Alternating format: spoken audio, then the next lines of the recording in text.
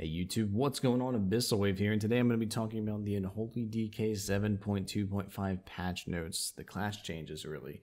And the reason I'm doing this is because some people ask me, what do you think about Unholy DK changes? Do you think it's going to help? Do you think it's going to hurt Unholy? And I'm just going to really talk in general about this video. I'm not going to give specifics. I'm not going to feely craft about it. I'm just going to talk about what it means for Unholy. So the two things I'm going to talk about are the death coil change and the big talent changes on the 100 tier. So let's get into the death coil change. So they significantly buffed the damage of death coil, but what they did was they nerfed the runic power and the sudden doom procs. So they changed sudden doom procs from 3.45 to 2.875 procs per minute. As a decently substantial change. You might notice that in long fights. You're not going to notice that in the first minute, really. You know, it's all luck at that point. But as, you know, the time stretches out in a fight, you'll notice, hey, yeah, I'm getting less sudden doom procs. Look at Warcraft logs. You do a 10-minute sample run, you're going to see, obviously, less sudden doom procs. Kind of sucks overall, you know, that they... It always sucks to see a nerf. It really is, especially when your class isn't performing super well. But that is really just not that big a deal. It really isn't, because they're also buffing damage of the ability Death Coil by a significant amount, from 150 to 226%. That's a huge change. It's a lot more damage on the ability. I mean, it used to be just a means to an end for necrosis, and it also, you know, played off of the tier bonus. It's not going to play off the tier bonus in the new tier, which is fine. It's not a huge deal, really. That's mostly why they're buffing the damage, because they want you to feel, and they even said this, they want you to feel like their runic power dump is actually worth something. So also, them nerfing the runic power from 35 to 45, that is a nerf. That means it's going to cost more.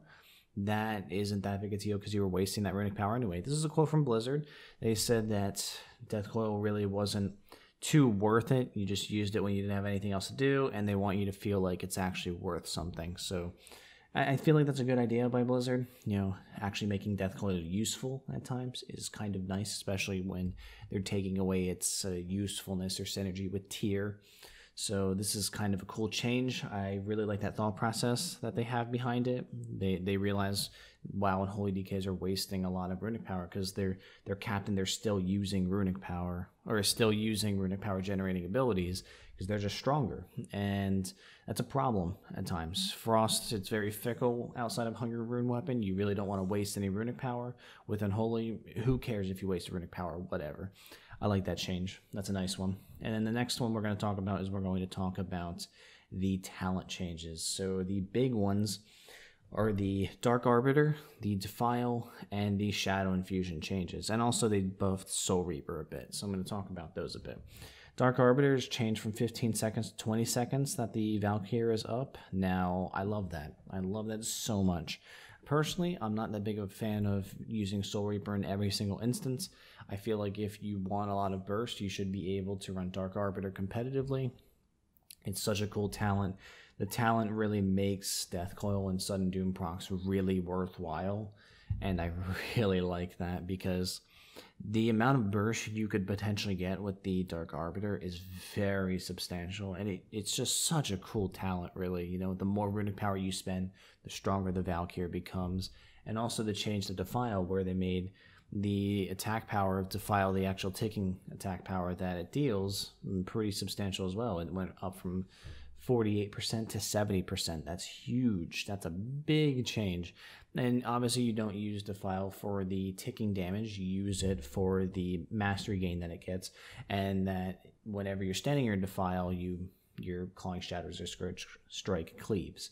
That's really what you use it for. So buffing the attack power of it isn't really enough, I think, to keep it competitive, but we'll see about that. It just doesn't look like it's enough, but again, you know, we will see. Tomb of Circus looks like to be a lot of AoE, so it's nice that they're taking Defile and saying, yeah, this just isn't that good. Let's make it better. I like that. I think that's a good change. They're mixing up the pot with Unholy, and that's what it needed. It needed more damage, not only damage, but it needed more damage in the right spots. And buffing the 100 talents is exactly what they needed to do. And Soul Reaper being the go-to in every case just is not enough at times. And that just, to me, them just keeping Soul Reaper the same for a while and not buffing Dark Arbiter, not buffing Defile, it just screamed, we don't care about this spec. But with them buffing Dark Arbiter by so much, 5 seconds more, I mean, since that thing is constantly gaining damage, another 5 seconds is huge. You could stack up, I think right now you could stack up to about 350%, which is, you know, something using 350 runic power in 15 seconds. That's about what you can do when you use Dark Arbiter right now. So another 5 seconds, I'd imagine you'd be able to get close to 450 there, 450% increased damage. That's huge. That's a lot. And that's really going to make it, you know, more viable than it is now. So I really like these changes. I think that stirring the pot with Unholy is what they needed. Also, they did nerf Death's Harbinger a bit. I don't know how I feel about that too much. Nerfing Apocalypse, granting 3 runes to 2 runes isn't huge. That's not going to really affect your damage too much in the long run. It's just kind of they realize that's so powerful, so they nerfed it a bit just to make sure it's not completely overpowered. So I like that. And they did talk about this a bit, and I talked about it earlier. You know, they didn't feel like Death Coil was really, you know, doing anything. It wasn't effective enough of an ability, of a runic power dump. So buffing the damage of it and buffing the amount of runic power that it costs is okay, because you're using Clawing Shadows anyway. Why the fuck do you even need to spam Death Coil at this point? So right now it's just a means to an end with Necrosis. So I kind of really like that. I think they definitely hit the nail on the head with realizing, wow, you know, we can't have Soul Reaper staying king the entire expansion. We have to do something there. And Death Coil is the most useless bullshit ever, so let's buff that. And they gave Unholy a straight down the line buff of most of their abilities.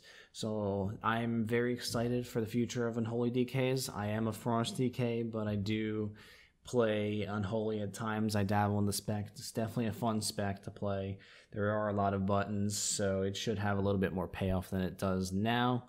We'll see what happens with Unholy. The future is definitely promising for Tomb of Sargeras, and I will keep you guys updated for any future updates. Hope you guys enjoyed the video. If you did, give it a like, and I'll talk to you guys later. Bye.